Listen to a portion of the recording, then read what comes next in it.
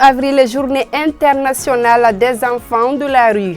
Il s'agit d'accorder une attention particulière à la cible à travers des actions de plaidoyer. Comment se présente la situation au Mali?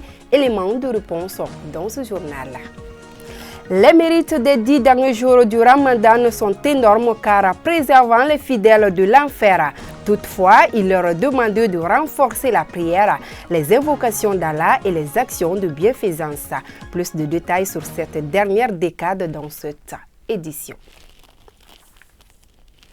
Bonsoir à toutes et à tous. Merci d'être à ce rendez-vous d'information sur ORTM2.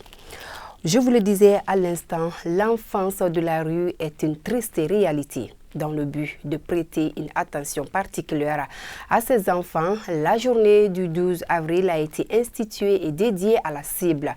Au Mali, des efforts immenses sont fournis en sa faveur, mais beaucoup reste à faire. Comment se présente la situation au Mali? Élément de réponse dans ce reportage signé Mantia Traoré. Tout enfant a des droits comme le droit à l'éducation ou à la santé. Malheureusement, pour de nombreux enfants, la vie se résume à la survie. Survivre dans la rue sans perspective. Il y a trop d'enfants dans la rue aujourd'hui au Mali. Et je suis très satisfaite que beaucoup d'organisations, beaucoup de personnes sachent que le 12 avril, on mette un point sur la problématique des enfants dans la rue qu'on appelle enfants de rue. La plus grande cause principale de la désolation des enfants aujourd'hui au Mali, c'est la pauvreté. Donc les causes sont innombrables, mais les principales causes, c'est d'abord les enfants qui quittent la campagne, qui viennent en ville pour voir un maître éducateur, que ce soit coranique ou un parent, et ils désertent. Ces enfants laissés à eux-mêmes sont souvent exposés à de multiples dangers comme la délinquance, la prostitution, la consommation de stupéfiants qui mettent en danger leur vie. Un enfant dans la rue, c'est comme un enfant qu'on a mis dans le noir. Un enfant qui ne voit pas, un enfant qui n'entend pas, un enfant qui ne réagit que par son instinct. Et les dangers de la rue, c'est qu'il y a la prostitution, il y a la drogue, il y a la délinquance juvénile. Et ces enfants sont libres de choisir ce qu'ils veulent faire. Parce qu'il n'y a pas d'assistance. Chaque citoyen malien, femme ou homme, nous devons nous lever et nous donner la main pour que ces enfants puissent être recueillis de la rue. Et ça ne nous coûte rien de continuer à accueillir les enfants de la rue parce que ce sont nos enfants. Ce sont les enfants du Mali.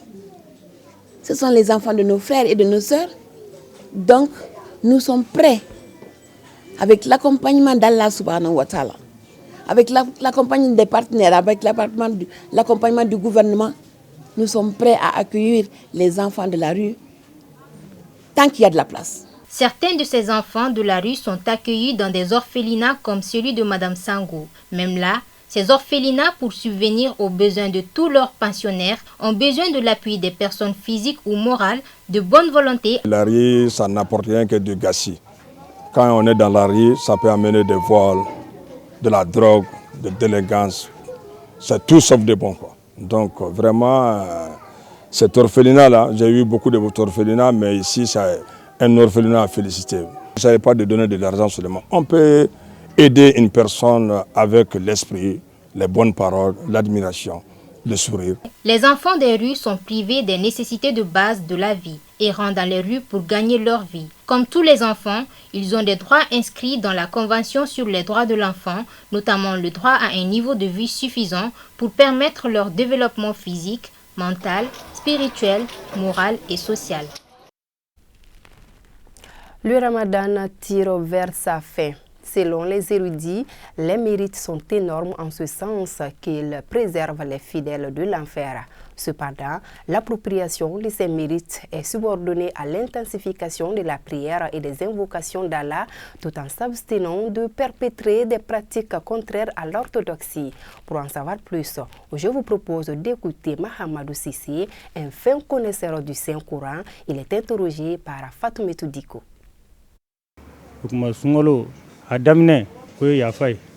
Les 10 premiers jours du Ramadan sont propices au pardon. La deuxième décade est la recherche de la clémence d'Allah et les 10 derniers jours sont mis à profit pour éviter tout acte qui mène vers l'enfer.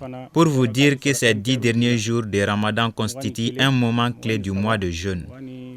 C'est dans ces 10 derniers jours que se trouve la nuit du destin ou Laylatul Qadr. Le prophète Mohammed, paix et salut sur lui, demandait aux membres de sa famille de faire beaucoup de prières nocturnes et de demander la clémence d'Allah. Allahumma innaka afuwun karimun tuhibbul afwa fa'fu anna. Outre la prière nocturne, il y a plusieurs manières de demander la clémence d'Allah, notamment des aumônes. Ce mois est un mois de promotion pour les fidèles musulmans, car c'est la période au cours de laquelle le Tout-Puissant Allah pardonne à toutes ses créatures. La vente d'eau en sachet est une activité florissante pendant la chaleur. Les vendeurs choisissent généralement les abords des artères et les alentours des feux tilcorores pour mener leur petit commerce. Mais en ce mois béni de Ramadan, les gains journaliers ont considérablement diminué. Un état de fait dû à l'observance de jeûne par bon nombre de fidèles. Aïssata Silla.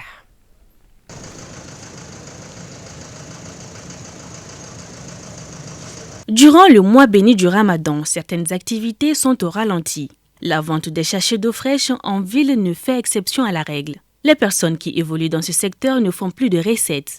Et pour cause, le jeûne observé par la grande majorité des populations. J'ai beaucoup diminué ma consommation de sachets d'eau parce que nous sommes en mois de Ramadan. Pour certains vendeurs, l'activité continue car il y aura toujours des non-jeûneurs, même si les chiffres d'affaires ont diminué. C'est pas facile de vendre en ce mois de Ramadan. Avant, je vendais énormément d'eau, mais actuellement, tel n'est pas le cas.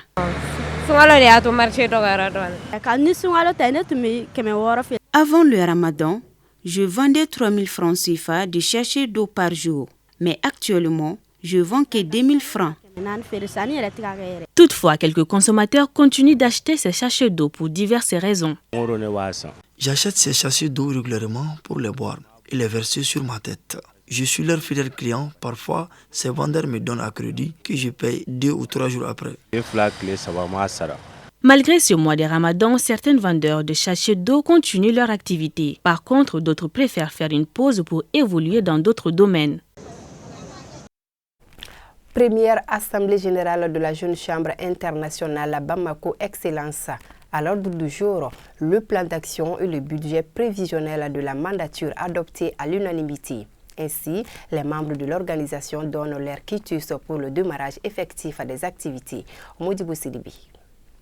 Pour cette première Assemblée générale, plusieurs points étaient à l'ordre du jour. Il s'agit du plan d'action et du budget prévisionnel, entre autres. Ces points, après analyse, ont été validés par les membres de la Jeune Chambre internationale Bamako Excellence. À l'ordre du jour, il y avait tout d'abord la présentation et l'adoption du plan d'action 2023. Il y avait une prestation de serment pour les membres du comité directeur local et il y avait aussi la présentation du parrain, de la marraine et du haut patron du mandat. Cette assemblée générale lance les activités de la Jeune Chambre internationale Bamako Excellence au compte du mandat 2023, un mandat qui vise plusieurs objectifs. Durant la mandature 2023, les objectifs visés seront d'essayer tout d'abord de créer un terrain d'entente entre les différentes organisations, essayer de créer des changements positifs au sein de nos communautés et surtout beaucoup s'accentuer sur l'entrepreneuriat des jeunes maliens. Cette assemblée générale a aussi servi de cadre pour présenter les nouveaux adhérents de la Jeune Chambre internationale Bamako Excellence. Ces nouveaux membres, au nombre de 5, ont prêté serment devant l'Assemblée avec comme objectif de remplir les missions à eux confiées. Occasion donc pour les parrains d'inviter tous les membres au travail. À travers cette première Assemblée générale, on a vu un plan d'action très ambitieux qui mérite d'être accompagné. Raison pour laquelle c'est fait un honneur pour moi en tout cas de parrainer l'organisation pour la mandature de 2023.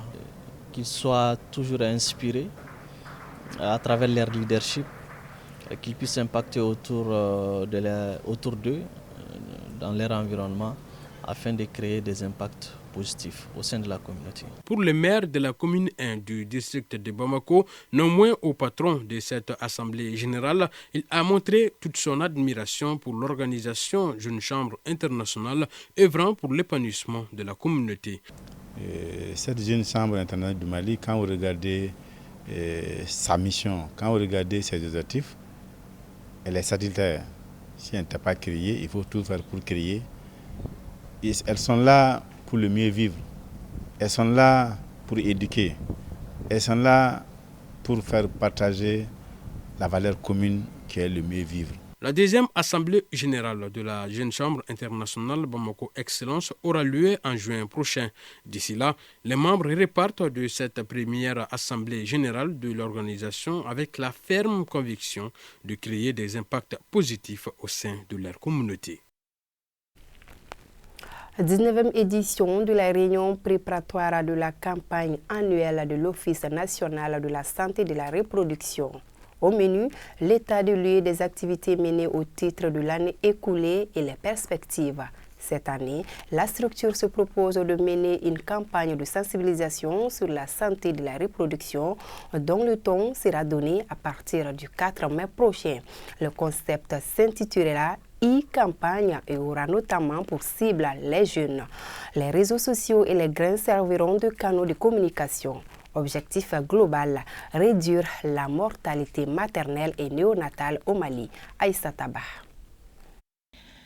Le taux d'utilisation de la contraception familiale au Mali est estimé à 16%, un taux jugé peu satisfaisant qui découle d'une étude réalisée par l'ONACER, Office national de la santé et de la reproduction, qui se propose de mener à partir du 4 mai prochain une campagne de sensibilisation. Outre la contraception, des messages de bonne conduite seront véhiculés à l'endroit des femmes en âge de procréer. Les lieux de regroupement de jeunes et les réseaux sociaux serviront notamment des canaux de communication. Les concepts s'intitulent e-campagne. Donc nous avons fait le constat que les jeunes, le premier obstacle par rapport à la planification familiale, la santé de la reproduction de façon générale chez les jeunes, c'est le manque d'information.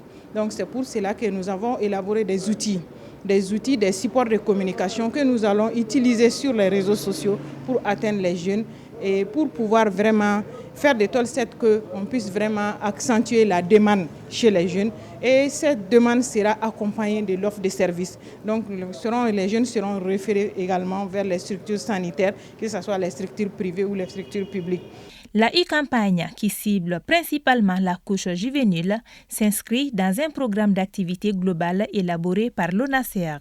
Que le secteur privé nous accompagne dans tout ce que nous faisons. Et nous sommes en train, on a vu que les données des secteurs privés ne remontent pas.